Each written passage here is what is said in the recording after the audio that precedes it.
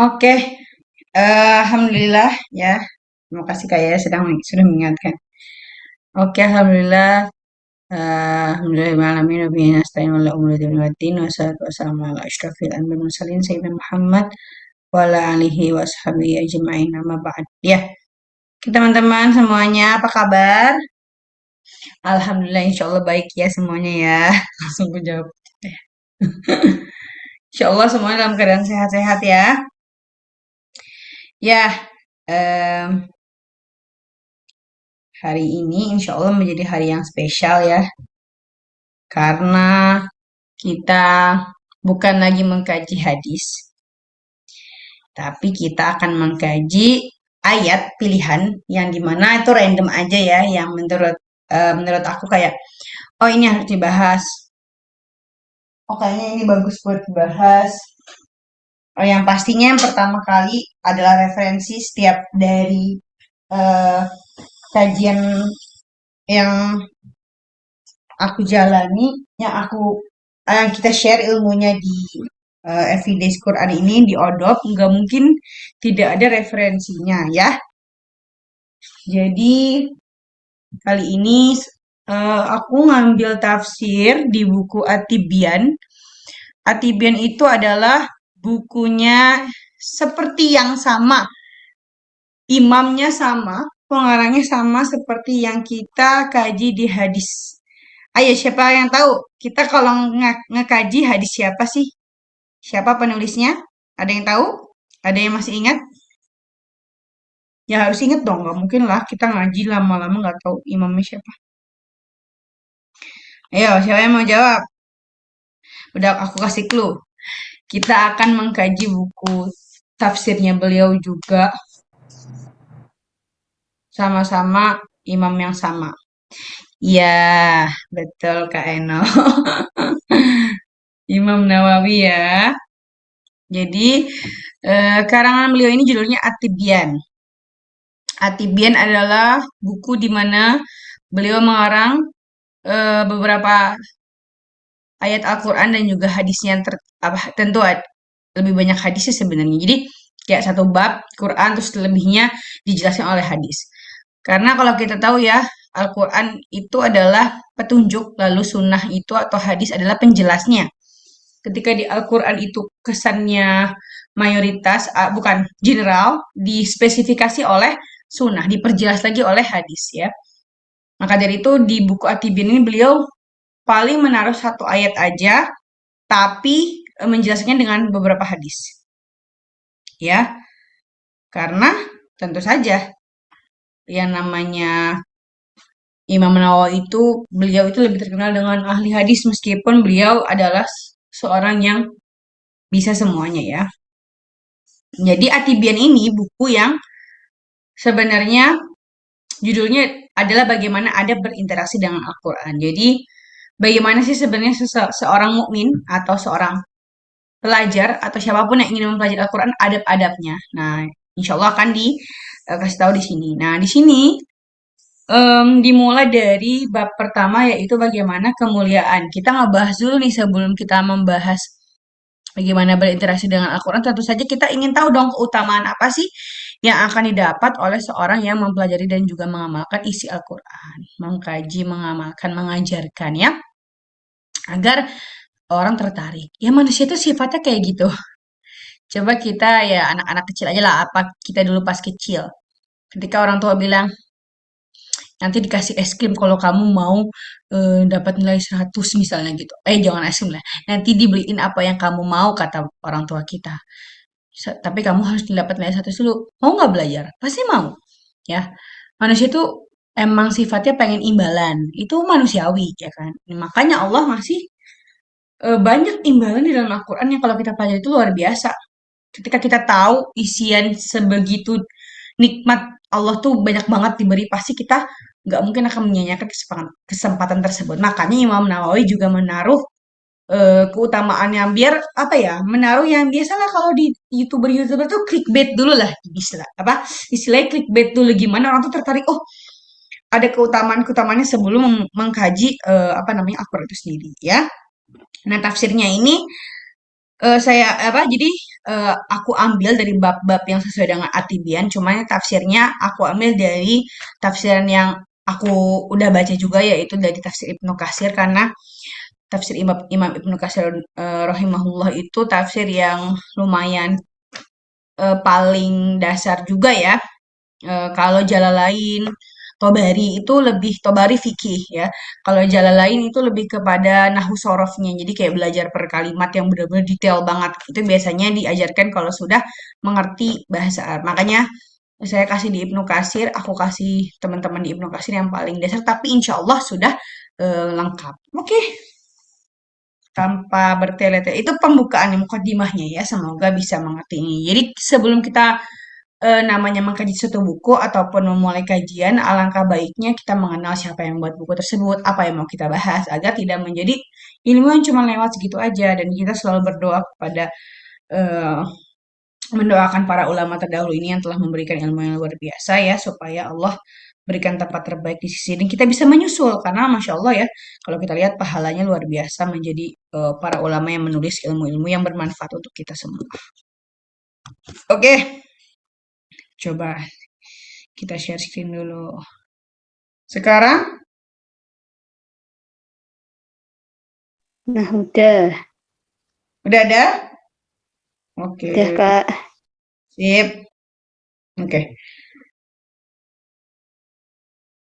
Oke, yang bisa lihat, yang bisa lihat, yang bawa Quran boleh dilihat ya.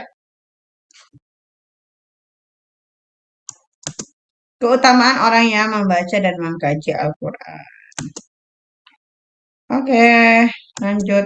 Nah, ayatnya ini ya, boleh dibuka Qurannya atau mau ngikutin aku langsung di sini juga ahlan, gak apa-apa.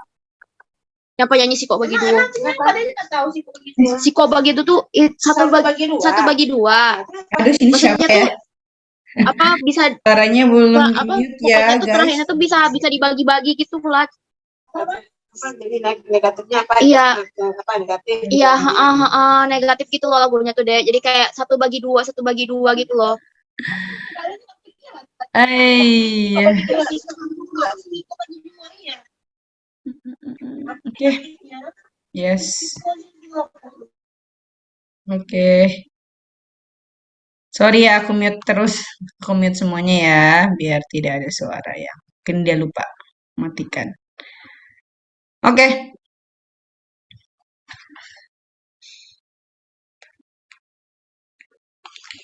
Aku bacain aja langsung ya. A'udzubillahi minasyaitonirrajim. Innal ladzina yatluna kitaballah wa aqamus salata wa anfaqu mimma razaqnahum sirran wa alaniyah yarjuna tijaratan lan tabur.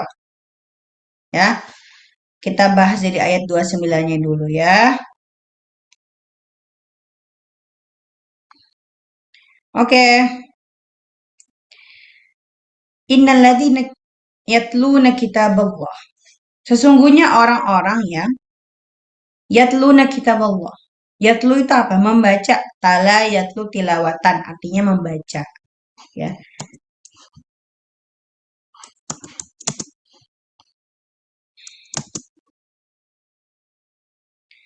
Ya, di sini kalau kita bahas yatluna ini ya, itu kalau di bahasa Arab namanya ada fi'il mudhari. Ya, kalau di bahasa Inggrisnya kita belajar itu present tense. Jadi, kegiatan yang dia lakukan sekarang ataupun nanti. Jadi, orang-orang yang membaca itu dalam keadaan terus-menerus, ya maksudnya sekarang dia membaca ataupun nanti dia membaca ya. Berarti kan ini Allah melihatkan orang-orang yang dalam keadaan terus membaca sampai bila-bila kalau bahasa Malaysia gimana ya? Sampai nanti pun dia tetap membaca gitu. Ya, itu adalah ya sesungguhnya orang-orang yang terus membaca Al-Qur'an ya. Wa aqamus shalah ya, dan juga mendirikan sholat. Kalau di sini saya tuliskan dan menafkahkan rezeki yang diberikan Allah pada waktu yang disyariatkan. Maksudnya sholatnya juga ada syariatnya. Ada nggak sholat yang nggak ada syariatnya? Ada. Orang-orang yang yang memang sholat tapi gimana ya? Sholat itu kan bukan berarti semakin banyak semakin bagus, enggak. Ada nggak orang sholat subuh 4 rakaat? Enggak ada syariat seperti itu ya. Jadi kita nggak bisa lihat sembarang, oh orang ini sholatnya banyak. Ternyata dia sholat di jam 11, setengah 12, yang dimana itu udah makruh, duha juga udah habis. Sholat apa? Sholat aja. Nah, kan tidak ada syariatnya. Nah, makanya perlu dipahami, sholat itu juga ada syariatnya. Bagaimana rokaatnya sudah dibahas. Misalnya kita sudah tahu ya, ya dalam sehari itu ada 5 waktu. Totalnya 17 rokaat. Sunnah rawatibnya banyak juga, ada 21 ya kan. Bagaimana qobliyah, sunat sebelum sunah sebelum sholat atau sunah setelah sholat atau sholat seperti tahajud, witir, duha. Itu adalah sholat-sholat yang disyariatkan. Jadi Allah tuh bilang orang-orang yang yatluna kitab Allah, membaca kitabnya Allah dari sekarang hingga nanti seterusnya, wa aqamus shalah, dan juga menjalankan sholat sesuai dengan waktu dan syariatnya, rokaat ya betul, waktu dia laksanakan betul, niatnya memang pas di waktu yang benar ya. Ya kalau dia niat duha tapi jam 1, ya nggak bisa gitu kan. Pokoknya intinya waktu dan sholatnya memang disyariatkan. Dan juga wa anfaqu mimma razaqnahum katanya. Wa anfaqu, dan berinfak mimma razaqnahum. Jadi sebagian harta mereka. Nah, mim di sini mimma itu sebenarnya min dan ma ya. Tapi karena di sini ada tasydid, makanya nun yang setelah mim dihapus. Itu untuk sikol ya, untuk tidak memberatkan. Jadi mimma ya. Itu nanti belajarnya jadinya jatuhnya ke tajwid ya. Ikhfa syafawi ya. Lalu min di sini artinya sebagian. Tuh Allah baik banget. Allah nyuruh kita infak sedekah itu seluruh harta kita enggak? Enggak. Ya?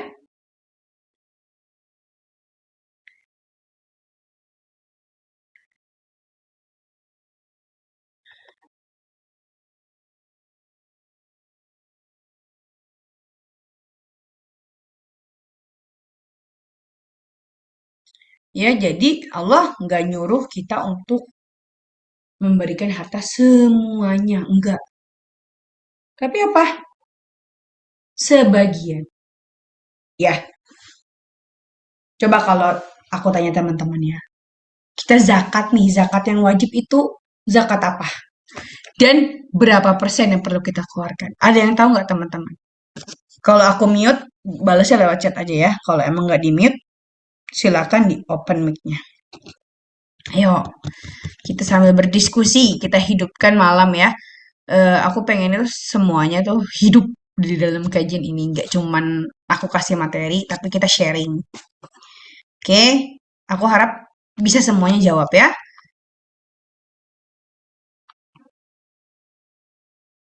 Zakat fitrah 2,5% ya. Ada Kak Jean, ada Kak Eno, anak betul sekali. Ya betul, jadi zakat fitrah.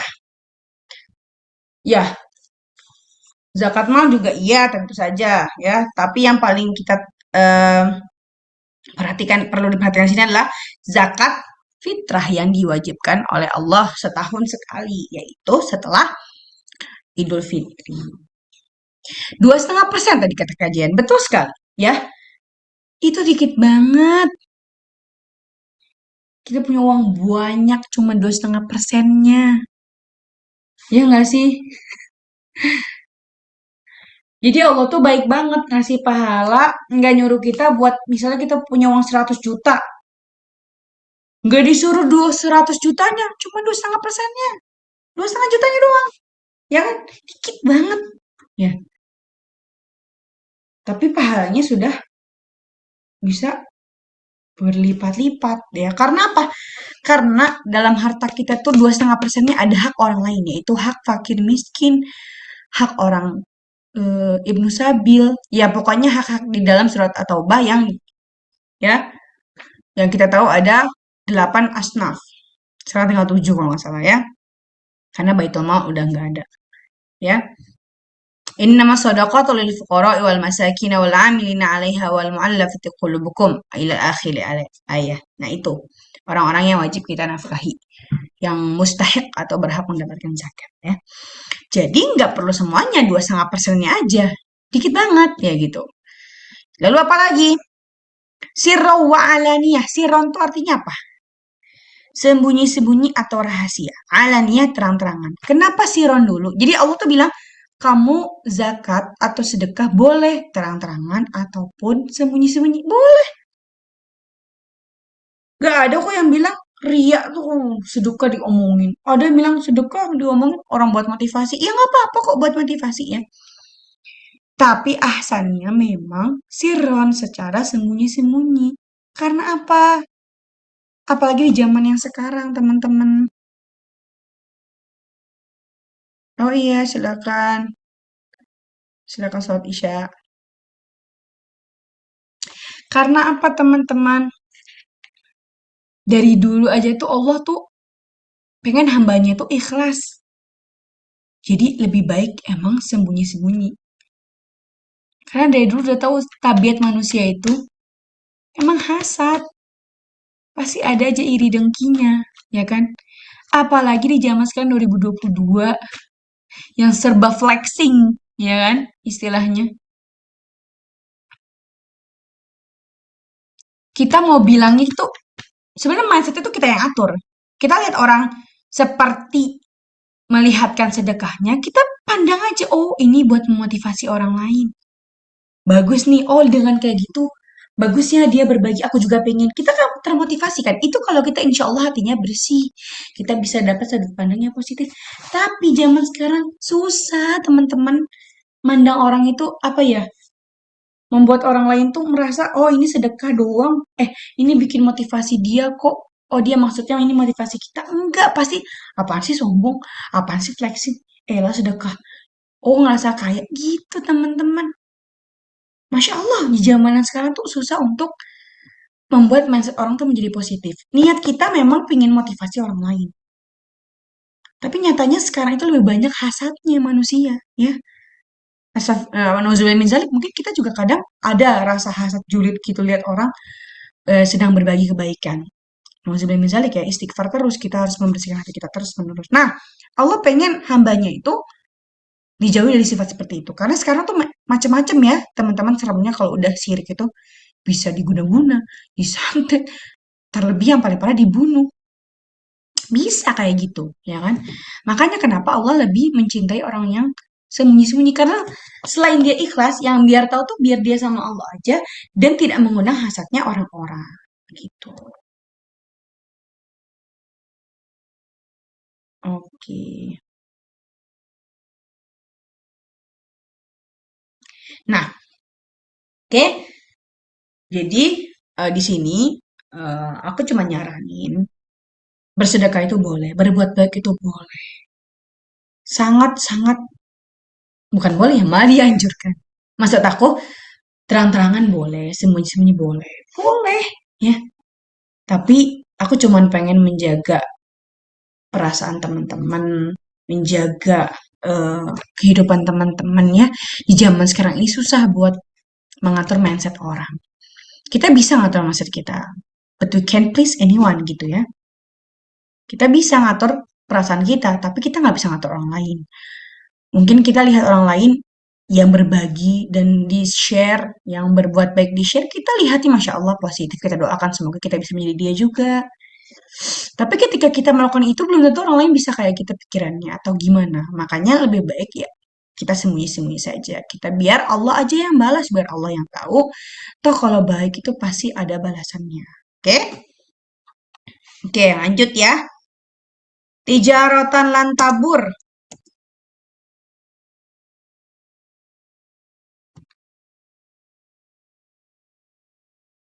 Wah, bentar lagi habis nih. Oke. Ya, di sini juga ada kata-kata yarjuna tijaratan lan tabur. Tijarah itu teman-teman artinya perniagaan, bisnis, jual beli. Kenapa Allah pakai kata bisnis coba?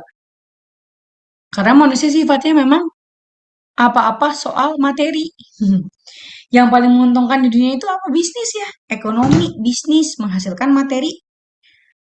Dan kalau jual beli niaganya sama Allah, nggak akan rugi. Kenapa? Di sini aku jelasin ya.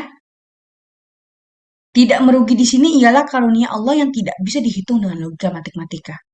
Coba kalau logika MTK semakin dikasih barang kita semakin berkurang apa nambah? Berkurang. Orang nggak ada di kita barangnya. 5 kurang 3, 2. Nggak ada 5 kurang 3 jadinya 200. Tapi sama Allah, kalau kita memberi karena Allah dan di jalan Allah, bukannya berkurang malah Allah ganti berjuta kali lipat. Jadi nggak akan rugi. Kita sedekah ngasih 5.000, Allah ganti besok 50 juta. Gitu. Kadang nggak masuk logik gak? Ya kadang emang mukjizat Allah, karunia Allah, rahmat Allah emang nggak masuk logika. Karena pakai kebesaran Allah bukan sama otak manusia. Gitu. Ya. Dan di sini juga kata tafsir Ibnu Katsir juga sesungguhnya setiap pedagang berada di belakang perdagangannya dan sesungguhnya engkau pada hari ini berada di belakang setiap perdagangan. Jadi kalau berdagang sama Allah tuh udah yang paling apa namanya? Paling atas lah untungnya gitu. Kalau kata Pak Dahlan Iskan ya, kita tahu ya beliau juga mantan menteri dan beliau juga pengusaha sukses, katanya setiap orang tuh punya satu kerugian dalam hidupnya. Pasti dia pernah rugi yang berjual beli. Oh, tapi tidak dengan Allah. Kalau berjual beli sama Allah nggak akan rugi. Allah ganti. Kita sedekah 1.000 aja. Allah ganti 100. Mungkin nggak tepat saat itu juga. Bisa berapa hari lagi atau berapa tahun. Pasti Allah ganti. Atau Allah ganti dengan kebaikan yang lain. Kita bisa hari ini sebenarnya harus kita sakit. Parah sampai segala macam. Tapi Allah selamatkan kita. Harus hari ini orang tua kita. Harusnya hari ini saudara kita. Tapi Allah selamatkan. Kebaikannya Allah tuh nggak bisa dihitung materi juga teman-teman. Mungkin gantinya bukan materi tapi kesehatan. Gantinya keberuntungan. Gantinya macam-macam. Tapi itu balasan sedekah kita. Ya. Oke? Lanjut ya. Nah, di ayat 30, tiap ada sebab, ada akibat. Ada sebab, ada musabab kalau bahasa Arabnya. Atau kaidah kausalitasnya ketika kita mengajarkan sesuatu tentu saja akan ada konsekuensinya. Ada balasannya dari segala sesuatu. Orang-orang yang sudah disebutkan di ayat 29 tadi, yang membaca kitabnya Allah, yang menjalankan sholat, mendirikan sholat sesuai syariatnya di waktu yang tepat dengan rakaat yang tepat, dan berinfak mimma razaqnahum dari sebagian hartanya itu 2,5% aja dari yang mereka harus infakkan, sirron wa alaniyah secara terang-terangan, sembunyi atau terang-terangan, ya pasti tidak akan rugi kan, pasti tidak akan rugi ya perniagaan dengan Allah. Dan apa yang akan Allah balas selain tidak akan rugi perniagaannya, malah sukses besar, liyuwafiyahum ujurahum. Allah sempurnakan pahalanya. Allah sempurnakan pahala untuknya sebagai balasan. Liyuwafiyahum itu artinya menyempurnakan. Allah sempurnakan. Kalau nih Allah udah sempurna belum? Udah sempurna. Ya Allah sempurnakan lagi untuk pahala balasan dari apa yang sudah kita kerjakan. Apa yang sudah orang-orang kerjakan di ayat 29. Lalu apa lagi? Wa yazidahum min fadlih. Yazid itu artinya ditambahkan. Allah menambahkan. Udah disempurnakan karunianya pahala kitanya. Ditambahin pula pahala kitanya. Coba bayangin Allah sebaik apa. Udah disempurnakan pahala untuk kita dengan apa yang kita kerjakan untuk orang-orang yang di ayat 29 ya semoga kita juga orang-orang yang ada di ayat 29. Lalu Allah tambahkan pahalanya, Masya Allah. Jadi kalau kita hitung berapa coba? 3 balasan Allah. Yang pertama, bisnis yang nggak akan rugi, malah bertambah terus, ya, malah tidak bisa dihitung logika lagi kesuksesannya, terus disempurnakan pahalanya, lalu ditambah pula kebaikannya. Coba bayangin. 3 itu tuh yang bisa terlihat secara kasat mata, yang tersurat. Tersiratnya, wallahu a'lam, hanya Allah yang tahu betapa banyaknya karunia Allah. Itu yang baru tersurat, yang bisa dikaji oleh para ahli tafsir, yang bisa kita tangkap dengan mata kita. Tapi karunia Allah yang lain tidak kasat mata, itu pasti akan tidak bisa kita hitung pahalanya gitu. Maksudnya tidak bisa kita hitung balasan kebaikan yang akan kita dapatkan. Itu ya, apa namanya, ayat 2930 tafsiran ayat surat Fatir 2930 ini, yang dimana kita tahu bahwa betapa besar Allah kasih ganjaran orang-orang yang membaca kitabnya, berinfak, sholat ya, dan juga bagaimana balasannya dari Allah. Ada yang Allah bilang akan dikasihkan bisnis yang tidak akan rugi. Lalu Allah bilang Allah akan sempurnakan pahalanya. Allah bilang Allah akan tambahkan karunia-Nya. Gitu. Ya. Terus Allah bilang di sini ya, agar Allah sempurnakan kepada mereka pahala mereka. Yaitu agar disempurnakan bagi mereka pahala apa yang mereka amalkan serta melipat gandakan tuh kan, wa yazidum itu kan ditambah ya, dilipat gandakan ya, artinya diberikannya tambahan-tambahan yang belum pernah terlintas dalam hati mereka. Tafsir Ibnu Katsir ini, jadi Allah tuh ngasih tambahan tuh kita nggak bisa mikir kadang-kadang, ya Allah tambahan apa lagi, kadang nggak bisa kepikir oleh logika dan juga terbesit dalam hati, karena kalau nanya Allah sangat luar biasa ya. Ditambah lagi terakhir apa? Innahu ghafurun syakur. Allah Maha Pengampun. Allah ampuni lagi dosanya. Ya Allah, udah dikasih kebaikan yang banyak, Allah ampuni pula dosanya. Allah juga Maha mensyukuri terhadap sedikitnya amal mereka. Sedikit amal mereka itu Allah mensyukur loh. Yang bersyukur tuh Allah. Coba kita kasih sesuatu ke orang tua kita, yang dimana mereka sudah banyak berkorban. Mereka bilang, Alhamdulillah nak, makasih banyak. Seneng nggak? Seneng. Padahal mereka pengorbanan mereka itu luar biasa, tapi mereka bersyukur. Ya Allah, nak senang banget punya anak kayak kamu. Senang nggak? Senang. Apalagi nih, Allah pencipta langit dan bumi, Tuhan semesta alam yang menciptakan kita, menciptakan seluruh isi bumi. Dia loh yang bersyukur sama kita loh. Dia loh senang loh. Gimana nggak senang banget coba? Padahal amal kita sedikit, tapi Allah maha bersyukur. Sebenarnya Allah perlu nggak amal itu? Nggak. Orang kembali lagi ke kita kok. Allah itu maha besar, apa perlu amal kita? Enggak. Semua amal itu kembali ke kita, kebaikannya. Tapi Allah mengampuni dosa kita, dan Allah bersyukur karena hambanya sudah luar biasa. Masya Allah ya. Oke. Ini bentar lagi habis nih ya. Sebenarnya udah habis juga sih kajiannya. Aku cuma membahas hadis-hadis keutamaannya. Yang pertama, sambil berjalan waktu ya. Ini hadis yang aku rasa insya Allah bisa menenangkan hati kita semua ya. Kalau Rasulullah SAW, ya maaf ya ini kebalik ya naruhnya. Karena bahasa Arab sih susah ya. An Aisyah radhiyallahu anha qalat qala Rasulullah SAW ya, dari Aisyah, dari Bunda Aisyah radhiyallahu anha, Rasulullah bersabda, alladzina yaqra'ul Qur'ana wa huwa mahirun bihi ma'a as-safaratil kiramil bararah. Orang-orang yang membaca Al-Qur'an dan dia mahir tuh apa? Tahu tajwid, makharijul huruf, paham arti, bisa melafalkan dengan nazom atau dengan nadom ya, dengan nada, dengan irama yang tidak sesuai dengan makharijul huruf. Itu ma'asafaratul kiramil bararah, bersama malaikat yang mulia dan berbakti. Ya, kiram, asafarah itu malaikat yang bersaf-saf, yang kiram yang mulia, dan bararah jamak dari bar ya, artinya orang-orang kebaikan. Jadi malaikat yang patuh, mulia dan berbakti, yang baik lah. Ya. Tapi apa? Itu orang yang bisa hafal tajwid, yang bisa mengerti dengan tajwid makharijul huruf. Tapi jangan sedih. Kak, aku belum lancar bacanya. Kak, tajwidku belum bener. Kak, makharijul hurufku belum bener. Aku nggak dapat pahala dong. Aku nggak dapat malah. Oke. Jadi tadi dilanjut ya. Kak, gimana? Aku kan hafal tajwidnya belum benar, makharijul huruf aku belum pas, bacaanku masih jelek, terbata-bata. Aku nggak dapet sama malaikat dong. Tenang, kata Allah. Kata Rasulullah, tenang, Allah tuh maha adil.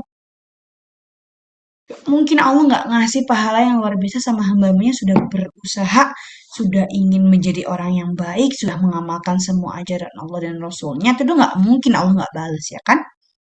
Apa kata Allah? Apa kata Rasulullah ya yang disampaikan Ya kepada dari Allah kepada Rasulullah tentu saja.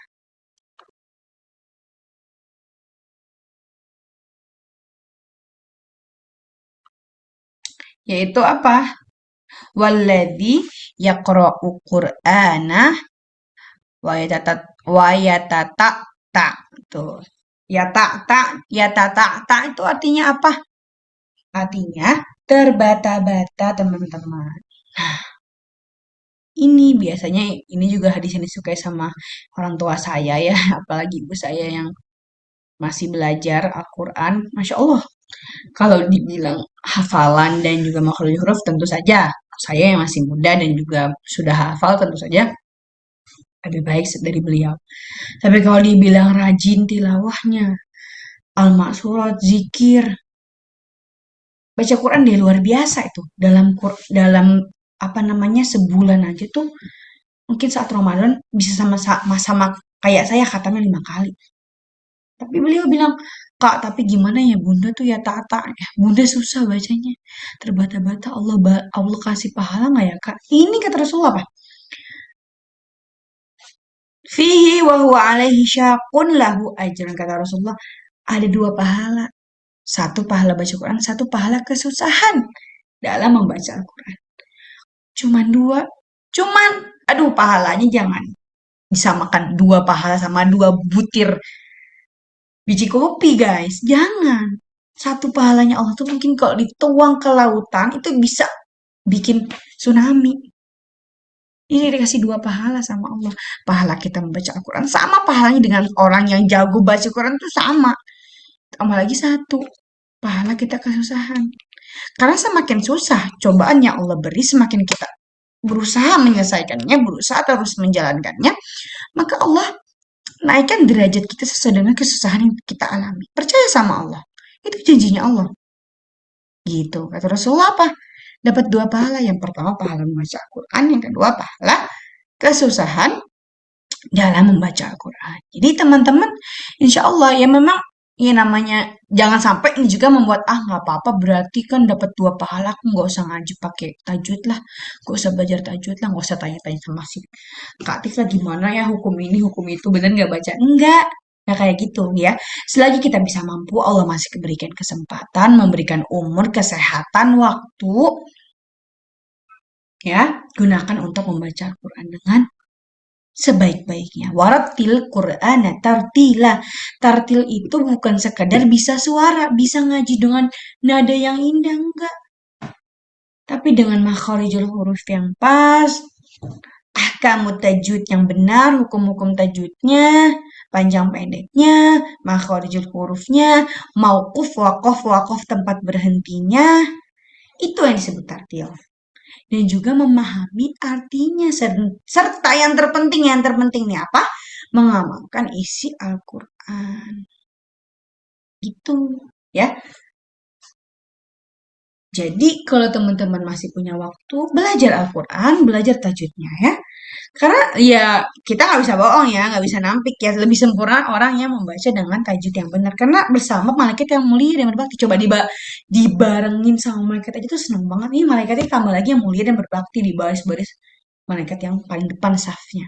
Siapa yang nggak mau ya? Meskipun orang yang terbata-bata juga dapat 2 pahala. Ya bukan berarti hadis ini bukan berarti menormalisasikan orang-orang biar nggak mau belajar tajwid, enggak.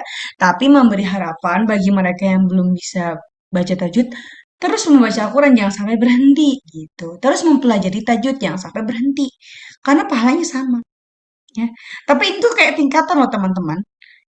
Oke, yang ya tak tadi yang merasa sulit itu, dia tetap dapat 2 pahala. Tapi ayo terus di-upgrade. Ya, terus belajar tajwid sama orang-orang yang dipercaya dapat membaca, dapat mengajarkan, tanya bagaimana hukumnya. Ya, kalau memang nggak mau ke saya, maksudnya aku juga belum bikin lagi sih. Kalau memang aku nggak jawab, ya. Tapi kalau kalian teman-teman mau nanya, aku ahlan banget. Insya Allah aku jawab. Aku dengar juga simaan setorannya, kembali lagi seperti dulu. Atau kalau memang sama aku, sama Kak Tifo kayaknya nggak sempat balas ini orang atau kayaknya aku nggak terlalu percaya sama beliau gitu misalnya cari yang lain di YouTube ya boleh karena insya Allah ilmu tajwid ini bukan ilmu yang seperti akidah atau fikih segala macam yang Syekh Google tuh nggak boleh gitu ya. Tapi kan ilmu tajwid itu ilmu yang insya Allah bisa dipahami sama semuanya. Baca ya. Jadi setelah dapat 2 pahala, upgrade. Ya, jadi bisa bersama orang-orang malaikat yang baik tadi ya. Karena kita terus mengupgrade diri. Jadi jangan sampai hadis ini membuat kita downgrade ya, nggak mau belajar ilmu tajwid. Ini cuma memberikan busyro atau kabar gembira bagi mereka yang susah bacanya tetap dapat pahala kok. Tapi terus di-upgrade sambil masih ada kesempatan Allah kasih umur, rezeki, usia, kesehatan. Terus dipelajari tajwid sampai insya Allah dapat level yang pertama gitu ya teman-teman ya. Lalu yang kedua, selanjutnya dari Utsman bin Affan radhiyallahu anhu, Rasulullah SAW bersabda, Nabi SAW bersabda apa? Khairukum man ta'allama al-Qur'ana wa 'allamahu. Pasti teman-teman yang pernah di pondok atau teman-teman yang dulunya pernah sanlat atau teman-teman yang di IT ya, Islam Terpadu ya, atau jurusan apalah ya, yang intinya pasti pernah mengenal hadis ini, yang hadis yang paling masyhur, atau teman-teman yang mengkaji lah kajian-kajian ya. Sebaik-baik dari kalian apa? Yang mengkaji Al-Quran, man ta'allama Al-Quran, yang mempelajari Al-Quran, yang mengkaji Al-Quran, wa 'allamahu, dan mengamalkannya dan mengajarkannya. Allama itu mengetahui, mengajarkan, mengamalkan juga sama. Jadi Quran itu nggak cukup di kita. Apa namanya? Apa yang kita dapat dari Al-Quran, membacanya, mengkajinya, itu nggak cukup di kita. Jangan egois. Ya, surga itu terlalu luas kalau kita isi sendirian. Ajak yang lain. Coba kalau punya kenikmatan, pengennya ke diri sendiri dong, nggak egois namanya. Jangan dibagi. Gemes aku mah kalau punya kenikmatan itu aku nikmatin sendiri. Aku pengen orang tuh tahu. Makanya di-share. Apalagi ini Al-Quran yang semua nilainya pahala. Baca, kaji, denger. Apalagi yang amalin. Karena ya, al-ilmu bila amalin, ilmu tanpa amal, kasyajaratun bila samarin. Seperti pohon tanpa buah. Apa gunanya? Pohon indah doang, nggak ada buahnya, nggak ada manfaatnya. Begitu juga orang-orang yang berilmu tapi nggak mau ngamalin, nggak mau share ilmunya. Jadi kutubul mutaharikah aja kalau kata dokter saya, dosen saya. Kutub mutaharikah, buku berjalan. Dia cuman kayak buku jalan doang. Yang ditanya bisa jawab, ya kalau nggak ditanya nggak ngasih tahu apa-apa. Harus kita yang nyamperin, padahal ilmu itu harusnya di-share. Gitu ya. Jadi teman-teman ini Masya Allah sudah mengkaji bersama, kita mengkaji bersama-sama ya. Sudah 16 lebih hadis arba'in yang sudah dikaji bareng-bareng. Ya, sudah ada kakak-kakak dari Odop ya, yang men-share di Twitter, di Telegram. Posternya sudah dibikin dengan cantik. Sudah dibikin juga rangkumannya dengan epic, dengan bagus, Masya Allah, sama kakak-kakak admin. Ya, itu di-share lagi sama teman-teman. Kan sudah di-share juga di Twitter sama kita semua. Itu di-share lagi. Atau teman-teman bikin sendiri. Aku bisa ngerangkum lagi lebih bagus. Aku juga bisa ngerangkum sendiri. Ayo, kita tunggu dari dulu kayak gitu. Lalu tag di akun kita, di akun Twitter kita, di-share sama orang-orang. Atau, nggak mau Kak, aku nggak mau main medsos. Orangnya aku maunya langsung. Masya Allah, silakan bagi ke saudara saat ketemu. Tahu nggak sih hadis arba'in ini? Masya Allah, hadis arba'in nomor 3 ini tentang ini, Masya Allah. Bisa gantiin aku itu mah ya kan? Ya, jadi teman-teman, aku berharap setelah kajian ini, setelah sharing kita ini, nggak netep di kalian ilmunya, tapi di-share ke banyak orang. Kalau nggak mau di medsos, atau kalau nggak mau bikin rangkuman, seenggaknya kalian pegang, kalian simpan record ini, bisa ditonton ulang juga di YouTube. Setelah itu kalian share sama teman-teman kalian yang dekat-dekat, keluarga kalian. Share yang sederhana aja. Oh, Bu, kalau katanya tuh iman itu belum sempurna kalau belum 3 loh, kata hadis ini nomor segini gitu ya. Ya, teman-teman ya. Aku senang banget ketika ilmu itu nggak netep di kalian. Karena aku juga ilmu yang aku dapatkan ini nggak aku nggak pengen netep di makanya aku share ke kalian, dan aku berharap seperti itu juga. Ingat loh, jariah pahalanya tuh. Jariah itu artinya mengalir terus pahalanya. Ya, dari aku ke kalian, dari kalian ke orang lain, dari orang lain ke orang lain, ke orang lain. Tuh habis itu kalian amalin juga, orang lain tuh amalin juga, Masya Allah. terus itu kalian ngalir pahalanya itu sampai kalian meninggal pun ilmu yang sudah dibagi dan orang itu membagi lagi ke orang lain, orang itu mengamalkan lagi, Masya Allah pahalanya gak habis. Karena teman-teman lagi-lagi aku selalu ingatkan, banyak berbuat baik, banyak membagikan ilmu. Kita nggak pernah tahu amalan mana yang membawa kita ke surga. Ya, amalan mana yang meringankan siksa kubur kita atau meringankan hisab kita. Ya, Kak, nama YouTube-nya apa ya? Kalau mau tonton, oke. Nanti em, nama YouTube-nya sama ya, Everyday's Quran. Insya Allah nanti ketemu. Atau kalau emang kajian ada di Telegram, nanti kita share. Kalaupun nggak ada, insya Allah namanya sama seperti nama nama apa ya? Nama Twitter ya, Everyday's Quran. Insya Allah ya. Di situ ya. Aku tadi udah exitin karena udah habis juga ya PPT-nya. Oke, iya betul, udah habis. Jadi, yang terakhir aku sesuai dengan hadisnya, khairukum man ta'allama al-Qur'an wa 'allamahu ya. Jadi aku berharap hadis ini kita bisa amalkan ketika kita mengkaji, kita mengamalkannya dan kita mengajar ke orang lain agar menjadikan pahala jariah kita yang insya Allah bisa meringankan kita dihisab, malah bisa membuat kita masuk ke dalam surganya Allah. Amin ya rabbal alamin. Oke, sampai sini ada pertanyaan teman-teman? Mau lewat chat boleh, atau mau open mic boleh. Ada yang mau tanyakan? Kalau nggak ada, aku mau akhiri. Karena udah 8:30 juga ya. Insya Allah malamnya bermanfaat kalau untuk menuntut ilmu. Nggak apa-apa, sampai malam juga ya. Aku masih ngetik. Oke, Kak mau nanya dong. Boleh? Boleh, kakaknya boleh open mic. Boleh juga ketik. Up to you. Boleh dua-duanya. Oke, aku bacain dulu punya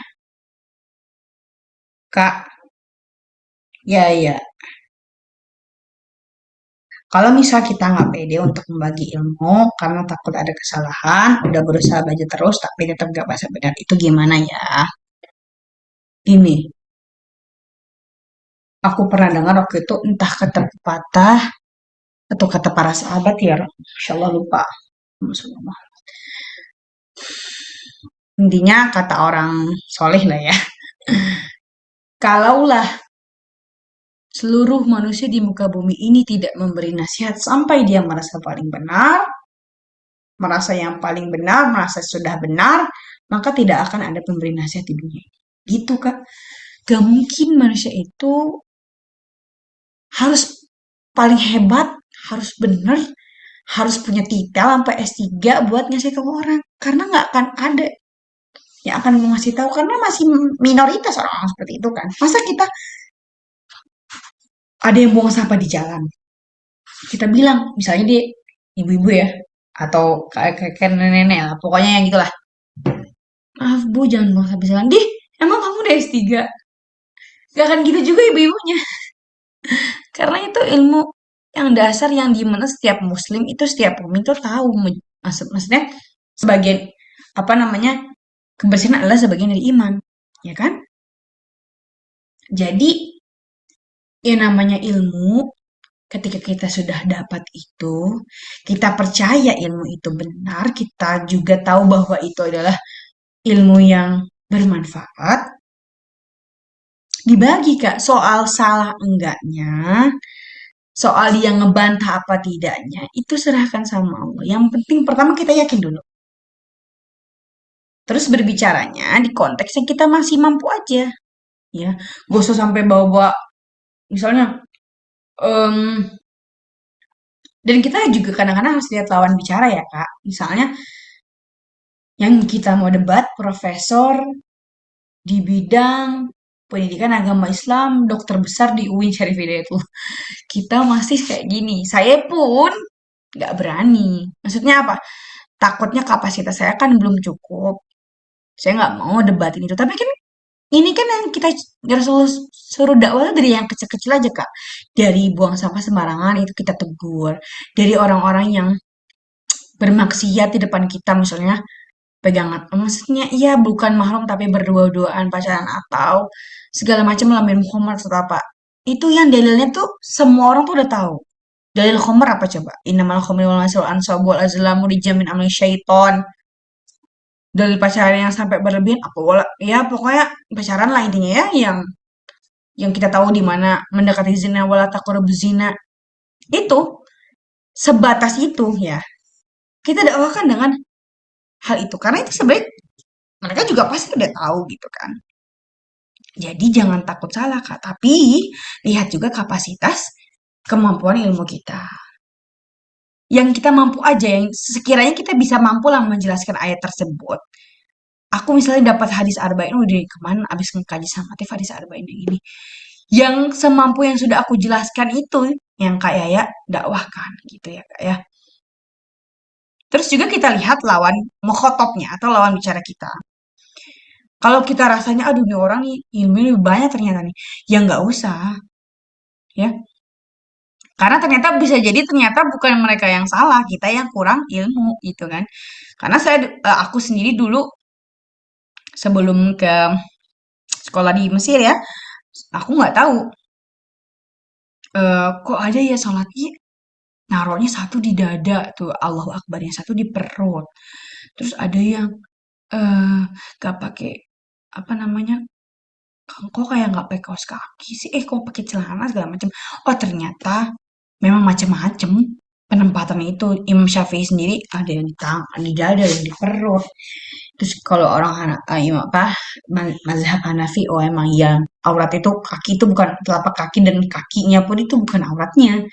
Ya ternyata aku yang kurang ilmu. Untung waktu itu aku juga nggak yang ih bid'ah nih. Soalnya orang sesat enggak gitu. Jadi ya, tadi kita dakwakan apa yang kemampuan kita, kapasitas kita yakinkan itu, jangan takut, tapi juga lihat lawan bicara ya, dan juga berkata sesuai kapasitasnya. Makanya kita yakinkan dulu ilmu yang kita dapatkan itu memang sudah kita kuasai dan benar adanya gitu. Oke, gimana kayak ya?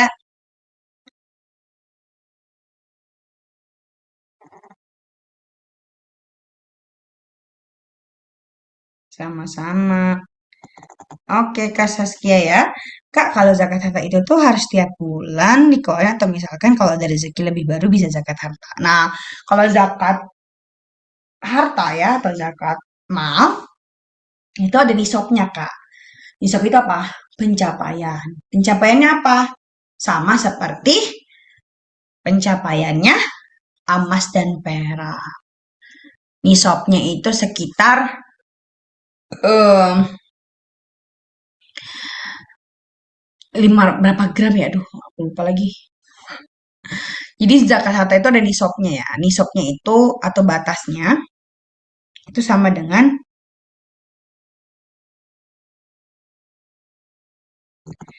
zakat nisabnya emas dan perak.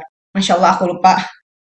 Gramnya aku lupa. Tapi kalau setahu aku sekarang itu kalau dirupiahkan mungkin sekitar berapa tuh ya? 10 juta berapa ya? Aduh, nanti deh, nanti eh 85 gram. Iya, betul. Itu untuk emas ya, 85 gram. Betul, Kak. Betul, Elis. Terima kasih banyak. Masya Allah, jazakillah khair. Ya. Jadi 85 gram itu nanti Kak, siapa tadi yang nanya? Ke, ke Saskia. 85 gram itu coba nanti dikalikan di rupiah sekarang ya. Itu berapa juta? Nah, itu yang harus kakak keluarkan kalau kakak sudah punya uang sekitar 85 gram perak dirupiahkan pada saat ini. Yang dikeluarkan berapa kak? Hanya 2,5%. Ya, sama seperti ya zakat ya. Dan zakat cuma 2,5% aja Allah mintanya. Gitu, oke? Mohon maaf ya kak, aku belum mengalihkan lagi 85 gram itu berapa rupiahnya untuk sekarang. Bisa nanti dikalikan atau dicarikan. Nanti dikeluarkan dari, kalau udah mencapai itu, ya, dalam setahun sudah mencapai. Jadi syaratnya itu ada 4. Haul yang pertama, salah. Yang pertama adalah tamlik, kepemilikan. ya. Yang pertama kepemilikan. Harta itu pure punya kakak. Kakak tidak menyewa, kakak tidak menjual apa namanya, tidak ada hubungan sama orang lain. Pokoknya usaha itu pure punya kakak. Harta itu bisa gaji, itu pure punya kakak ya kan. Yang kedua itu haul, selama setahun itu berputar. Jadi dalam setahun itu emang segitu aja gitu dan udah melebihi nisab itu emang segitu. Kalau misalnya bulan Januari kakak dapat gaji, bulan Maret jangan deh, bulan November ya kan hampir mau setahun tuh ya. Bulan November udah mau capai nisab nih. Taruhlah nisabnya 7 juta. Tiba-tiba di tengah-tengah kakak harus bayar kerugian atau utang. Itu nggak jadi keluar kak zakatnya. Allah nggak maksa. Jadi setahun itu haul itu setahun itu sempurna sesuai udah nyampe nisab atau batasan dan memang harga apa namanya sesuai nisabnya itu apa namanya meskipun berkurang pun dalam setahun itu tetap dia mencapai nisab ya. Jadi intinya setahun itu harus sempurna dan uangnya stabil di situ baru dikeluarkan zakatnya. Gitu ya. Tamlik haul balagon nisab yang mencapai nisab ya itu yang itu tiga hal itu ya. Jadi setelah mencapai dalam setahun milik sendiri tidak ada kurang-kurangnya mencapai nisab dikeluarkanlah 2,5%. Oke, sip. Udah paham ya Kak Saskia ya, insya Allah. Ah, ada yang minta di ACC. Oh, Allahu Akbar. Nggak tengok aku. Mohon maaf. Oke, maaf ya Kak Ane. Aku tadi sibuk jawab, jadi nggak lihat. Em, apa sih tadi yang nanya? Eh, Kajian. Kak, misal nih kita bagi notes kajian di story Instagram. Gimana biar niat kita pure untuk bagi ilmunya karena Allah. Soalnya kadang takut niatnya apa sih? Aku bacanya gimana? Takut niatnya biar lihat orang yang rajin kajian. Masya Allah pertanyaannya lucu banget kajian. Ya, ah, niat itu tempatnya di hati. Hati yang tahu siapa? Manusia itu sendiri. Ya. Yang tahu tuh kita sendiri. Yang lakuin itu. Bukan orang lain, bukan juga siapapun. Kita sendiri yang niat itu, melakukan itu, kita yang tahu, Allah. Dan tentu saja Allah yang tahu dan kita yang tahu gitu ya. Yang pertama nih, pas kita share kajiannya, kita niatkan Bismillah ya. Kalau yang ikut kajian aku dari pertama ya, aku pernah ngebahas pertama kali di kajian Arba'in tentang inama amalu biniat. Amal itu tergantung niat. Lakuin apapun itu biar berpahala, kasih niat teman-teman. Mau tidur aja kita niat. Mau jalan keluar kita niat. Mau kajian, gak cuma tinggal duduk, gak cuma tinggal buka laptop, gak cuma tinggal buka tab HP. Niat. Insya Allah hari ini aku berniat kajian karena Allah akan mendapat pahala dari Allah, mendapatkan juga manfaatnya. Itu niatnya. Itu pertama udah Allah hitung pahala. Terus kita share ke media sosial, Instagram stories segala macam lah. Bismillah, kita niatkan ini karena Allah. Aku ingin men-share ini supaya jadi jariah untuk orang lain. Udah, skip sampai situ. Ya, dan insya Allah setelah itu udah kita share, kita udah niat, udah kita tinggal tuh medsos udahlah biar aja nggak usah dilihat-lihat lagi takutnya terus-terusan dilihat siapa yang lihat ya gitu takutnya malah berubah niatnya tapi insya Allah ya Allah itu tuh yang pahala pertama niat pertama bahwa kita ingin men-share ini untuk menjadikan jariah pahala untuk yang lain manfaat untuk yang lain lalu setelah itu kita selalu beristighfar ya Allah apapun yang terjadi selanjutnya, apa yang aku share ini, semoga itu menjadikan pahala bagiku dan juga manfaat untuk orang lain. Bersihkanlah hatiku dari rasa kotor, rasa ingin dilihat, pengen paling rajin kajian. Gitu minta sama Allah. Karena kita meskipun tahu niat kita, kita yang tahu diri kita, yang atur hati kita itu Allah. Ya. Jadi Setelah kita berniat, setelah kita melakukan itu, minta sama Allah agar dijaga dalam keistiqomahan ya. Karena kata Allah juga, kita selalu diminta sama Rasulullah untuk berdoa apa? Ya muqallibal qulub, wahai maha pembalik-balikan hati. Siapa? Allah. Allah itu maha membalik-balikan hati, teman-teman. Bisa beriman, besok kafir. Bisa kafir, besok beriman. Sabit qalbi ala dinik wa ala taatik. Sabit qalbi, teguhkan hatiku ala dinik, pada agamamu, yaitu Islam, wa ala taatik, kepada taatan kepadamu. Jadi setelah kita beribadah itu jangan lupa doa itu.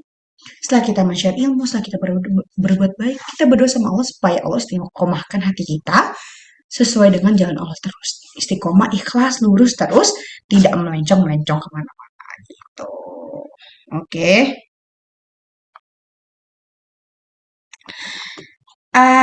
Ada sebenarnya grupnya kalau kajian masuk ke dalam Telegram kita itu ada one day one page seperti nama kita itu untuk mengaji ya sehari satu halaman. Insya Allah nanti bisa direkrut ya abis ini eh dicek aja di DM aja Twitter kita kalau mau pengen masuk ke grup kita Telegram ya. Ada ketentuannya nanti di dalam situ. Oke, insya Allah ya. Oke, ada yang lagi gak sih?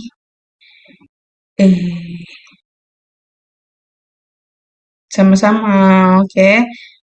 Oke, Elis nih, berarti misalnya kita punya rumah, tanah, sawah, termasuk harta yang perlu dizakati nggak ya, Kak?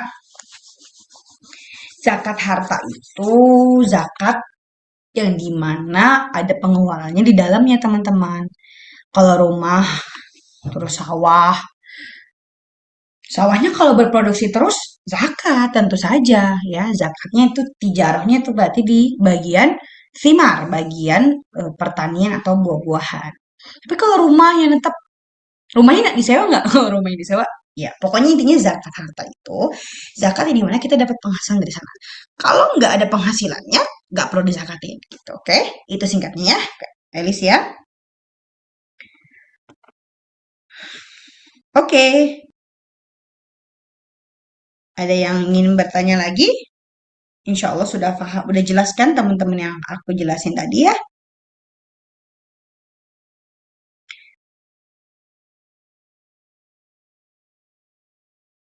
Oke,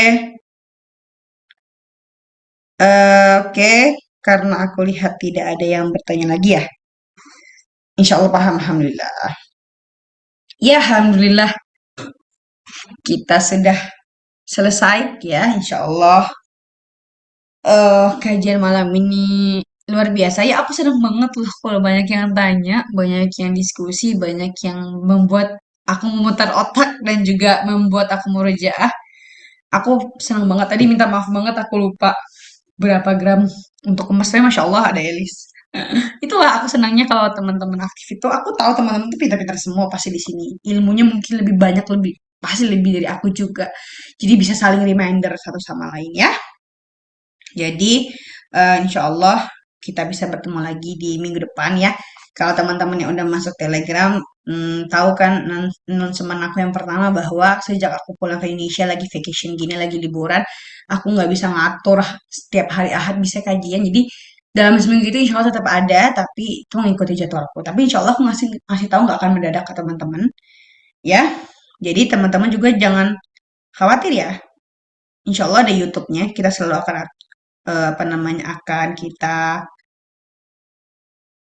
upgrade terus, kita upload terus. Itu kayaknya di situ udah ngasih linknya juga ya teman-teman ya. Kak Safurotun itu di situ udah ngasih link akun YouTube-nya kita. Insya Allah recordannya selalu ada di situ.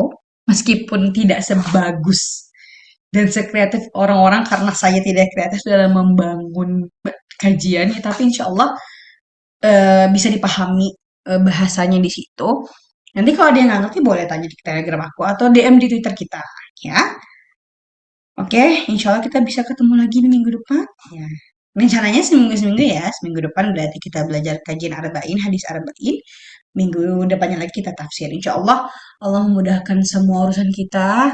Semoga Allah juga selalu memberikan kita kesehatan, rezeki, usia, ya, dalam menuntut ilmu, dalam menyebarkan kebaikan, saling amar ma'ruf nahi mungkar.